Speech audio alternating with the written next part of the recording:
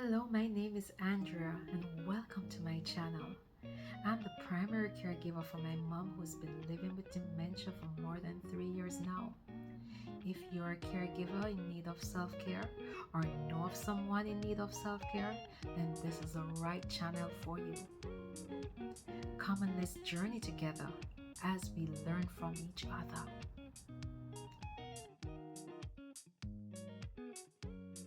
Hello to all my YouTube family and friends. Welcome back to A Caregiver's Love. I'm your host, Andrea Chin Scott, and today we're honoring Breast Cancer Awareness Month with a story of courage, persistence, and faith. Today's story is one that will stir your heart and remind you why it is so important to trust your instincts.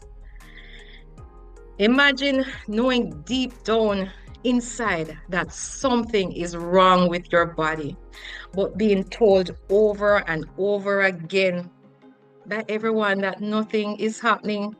It's just nothing. Well, my guest today is Charlene Shevans Foster. I hope I'm not butchering your name, No, but Charlene oh, it's okay. lived lived exactly that experience for 4 long years. Charlene fought hard to be heard. And when she finally got her diagnosis, it changed her life forever. This is part one of Charlene's journey, and her story is about her courage, her self advocacy, and her faith in the face of dismissal.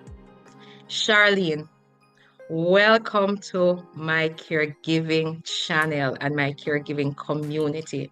Thank you for being here Thank you for and for your having me. courage to share with us. And I want to just allow you briefly to share who is Charlene Foster with my viewers at this time. Well, you keep using that C word, courage. And I don't really look at it as courage. I look at it more like a duty. When you walk through something, it's your duty to help the people behind you, as far as I'm concerned. So, who is Charlene? First of all, to my family and friends, I'm Natalie or Natty. To the business community, I am Charlene, the data analyst and project manager. To everybody else, I'm just anything that needs to be done. I am the kind of person that gets things done. So I'm one of those people. I'm one of the people that's called on to do. What else can I say about myself? I'm 44 now. I still have to check, that count, 1981, and so I'm 44 now, and I am many things, but for today, I am a breast cancer warrior. Man, I love that. Breast cancer warrior, warrior princess, warrior queen. Before we dive into our discussion, Charlene, I would also like to share a scripture reading. Proverbs 31, verse 25, New Living Translation, which says, "She's clothed with strength and dignity, and she laughs without fear of the future." Charlene, I believe that this verse truly describes your story. And I heard your story before. Wow. And I believe that your story demonstrates strength, dignity, and fearless faith. Yep. That's all about you. So Charlene, let's start from I the wouldn't say beginning. fearless, I think the word fearless puts this like a roadblock to the people who are in fear. And for me, I'm not fearless. I just do things even when I'm afraid. Wow. I do it scared. I do it afraid because it's what needs to be done. That's amazing. So, I'm not fearless. I just do it while scared. That's amazing. A lot of us don't wish to accept that, we are timid and we're scared about something. Yeah. So Charlene, let's start from the beginning, really. When did you first notice that something felt different inside your body?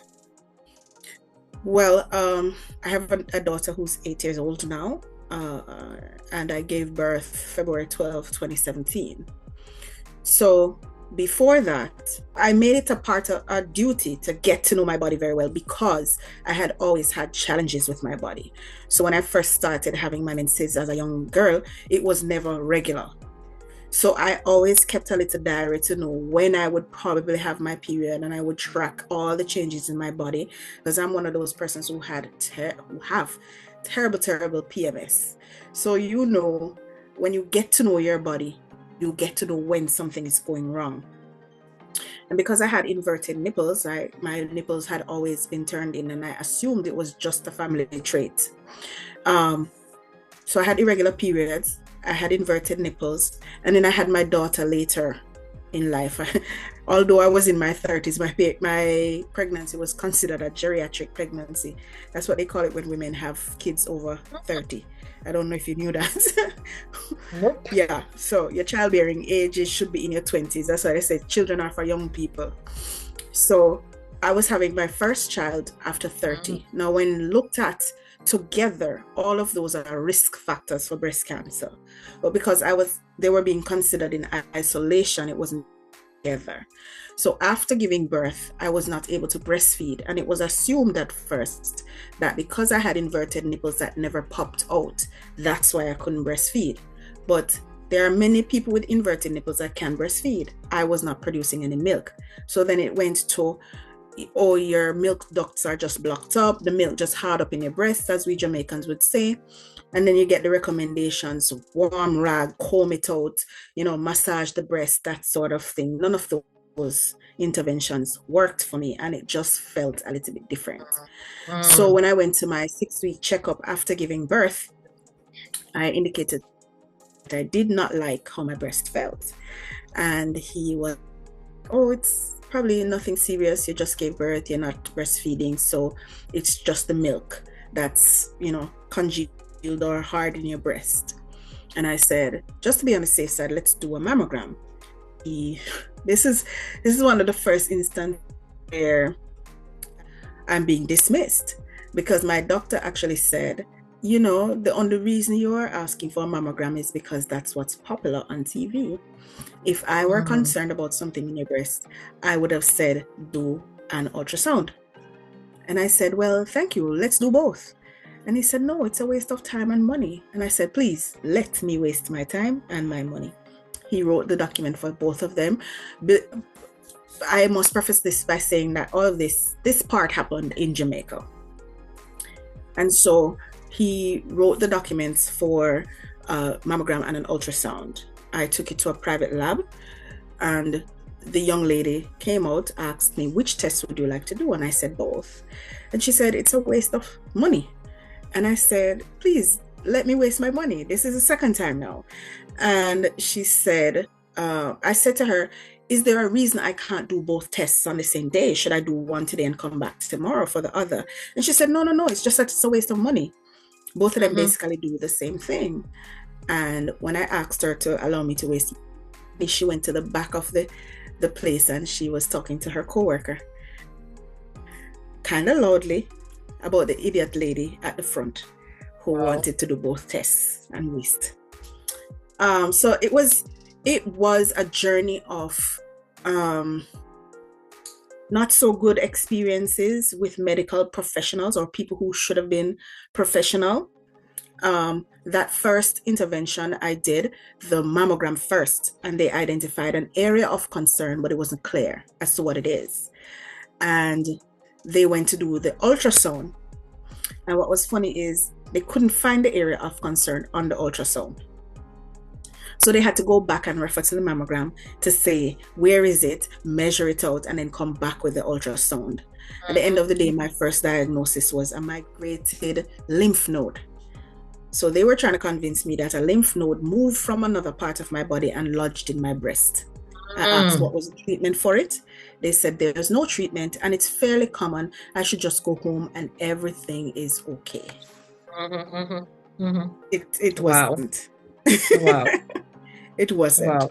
And so a lot of my journey, and part of the reason it took 4 years to get a diagnosis is because I fought against my instinct for a lot of it. Where my instinct was telling me something was wrong, keep pushing, I was telling myself, the medical professional told you it's okay, so just trust them.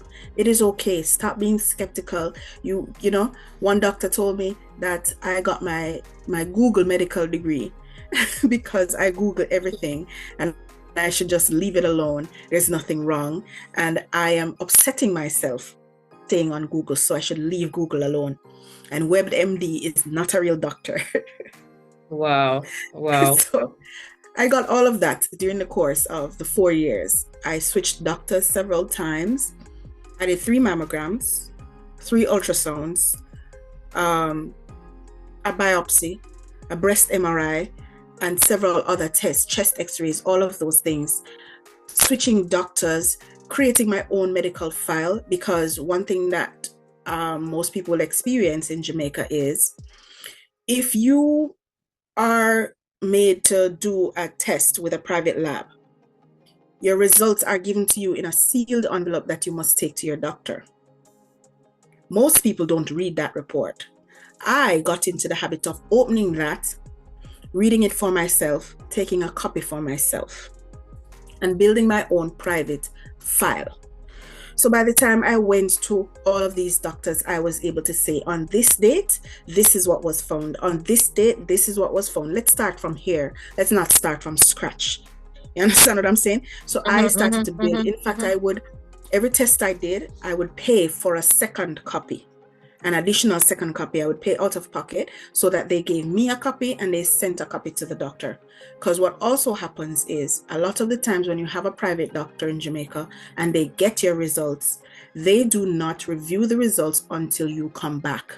So if you don't set an appointment to come back, if you don't call back, you never hear back. Unfortunately, this happens a lot.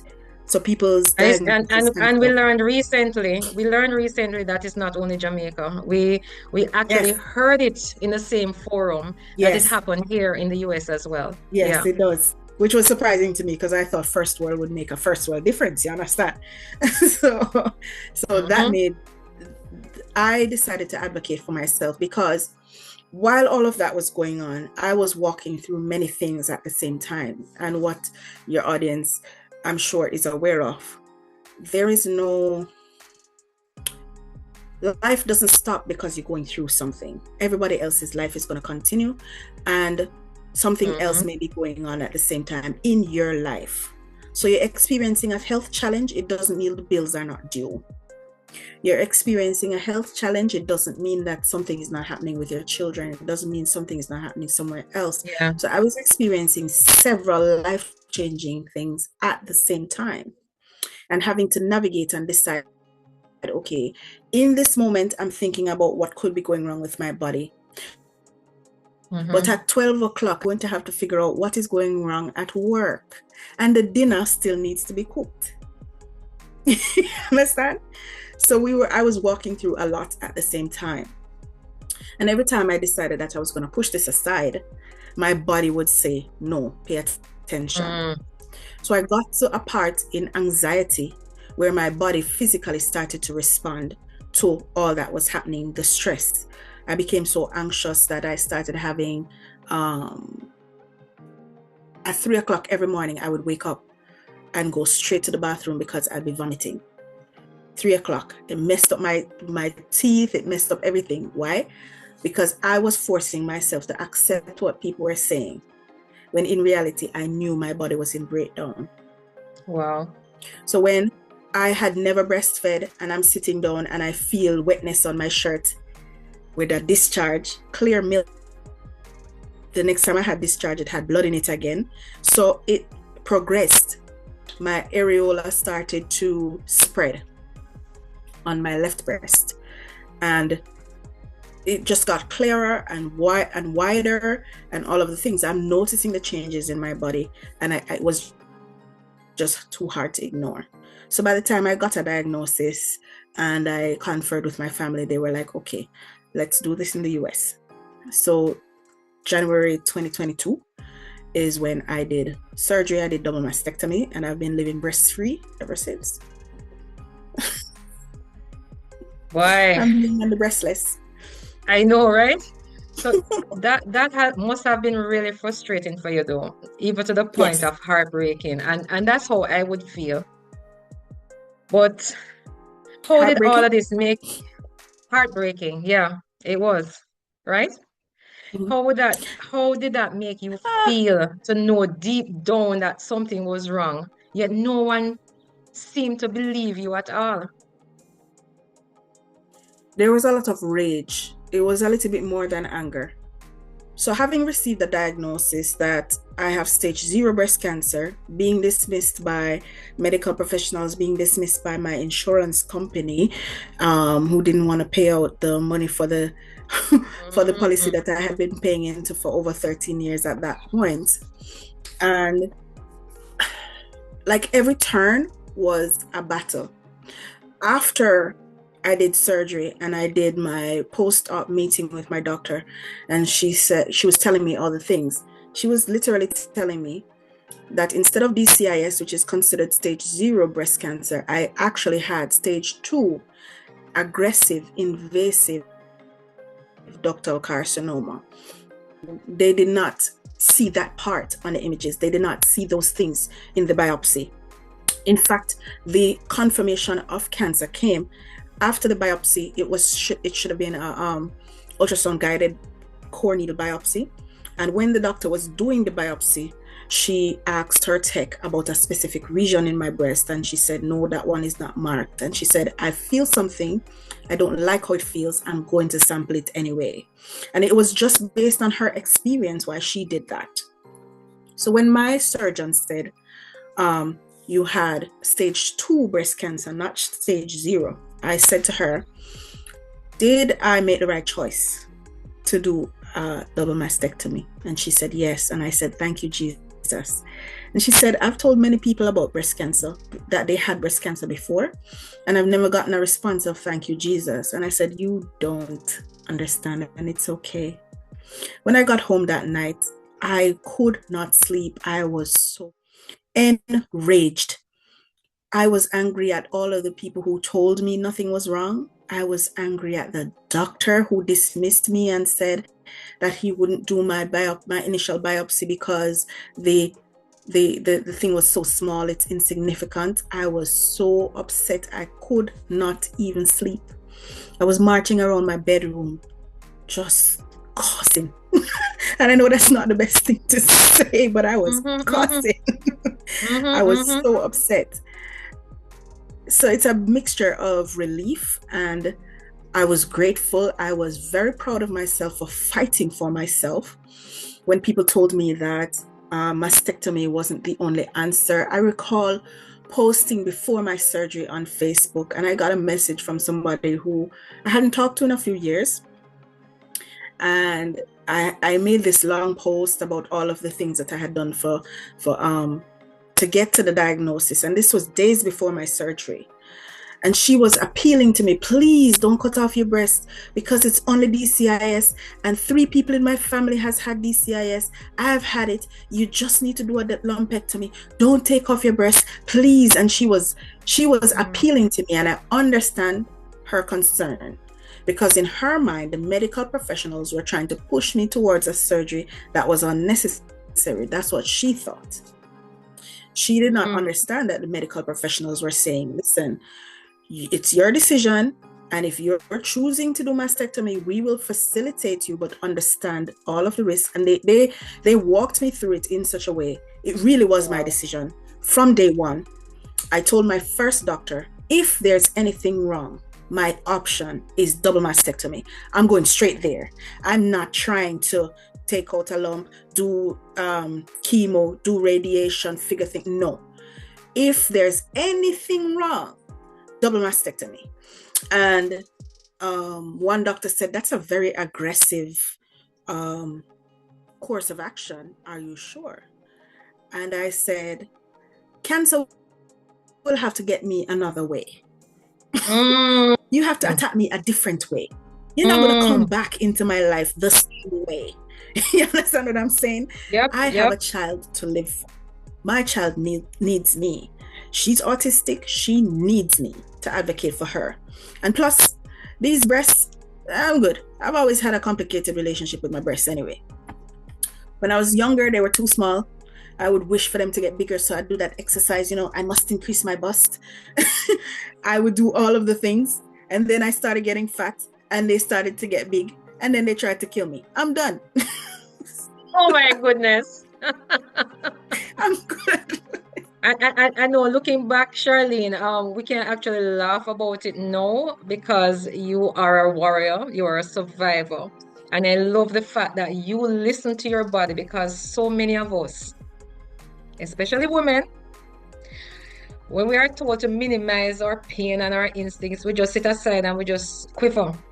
So I would say that your story is such a powerful example of courage and self-trust, and you believe in what you know and how your body was talking to you at the time. But I just want to ask you, why you take them off? Why you? I know. You hear you say all of that, but why you went Okay, and so just take them off fully? I love research, right? And so what I had done was I had looked into not just medical research, but also examples of other people who had walked this road.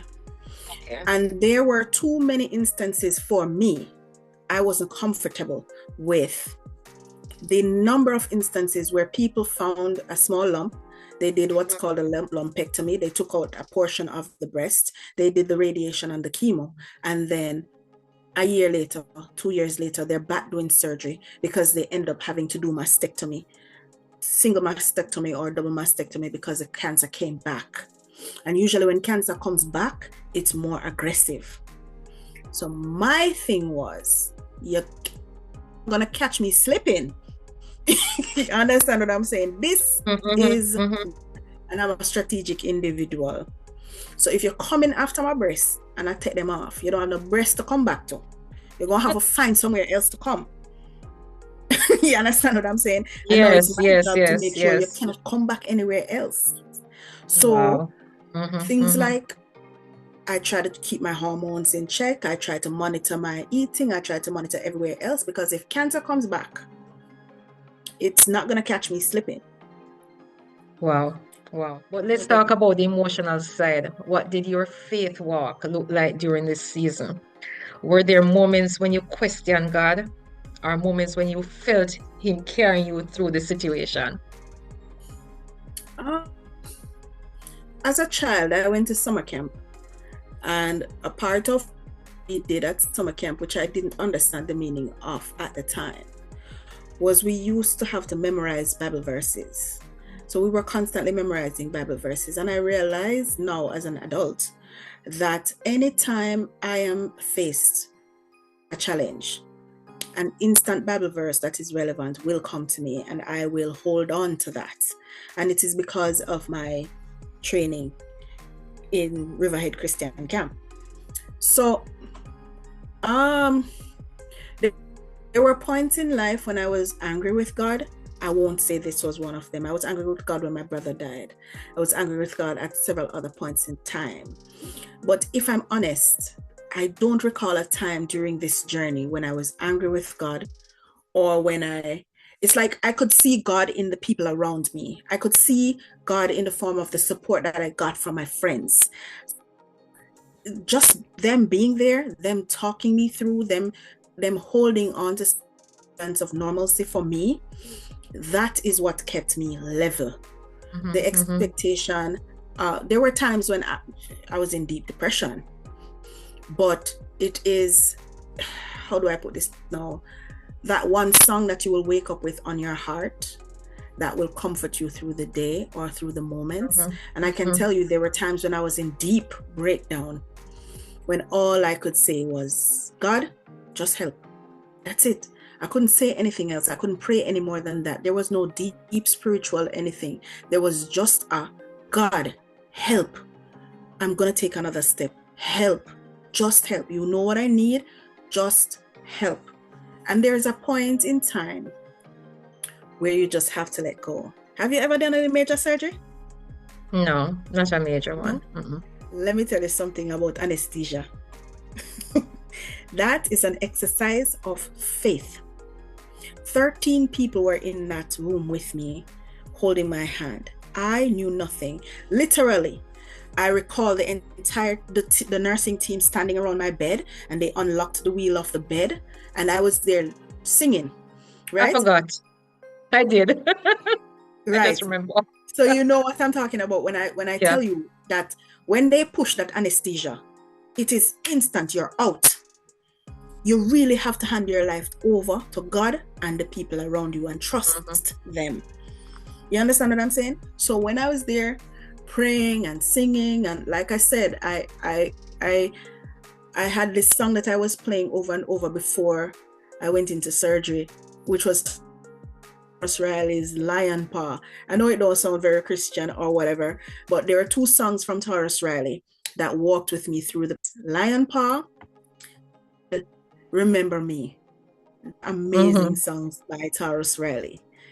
And when I came out of surgery, I was singing I Want a Lover with a Slow Hand. I don't know where that song came from. Deep in my subconscious, that's where I was. But I can tell you that it was only God that kept me through that. Yeah, we're running out of time. We're going to have to wrap up this part, and I want to really thank you. We want to come back. We want to do part 2. And Charlene's going to open up to life after cancer. I want her to also talk to the women out there who are going through the same situation in part 2. And I want her to talk about finding love again after cancer. Charlene, thank you so much for being on my channel. I really, really appreciate you. I really appreciate your honesty. I'm happy that you're a survivor. You're a mother of a child who has autism, and that's something that we'll cover in a future episode. So my viewers, thank you so much, my girl. If today this story moved you, please give this video a like, share it with someone who needs the encouragement, and subscribe for more real caregiving and survivor stories like Charlene's. To my caregiving family, remember to take care of your health, trust your instincts, and always advocate for yourself. You are not alone. You're a part of this caregiving family. Remember also to love upon your loved ones right now while they still can appreciate the love. Walk good. See you in part 2. Ta-ta. Goodbye. Bye.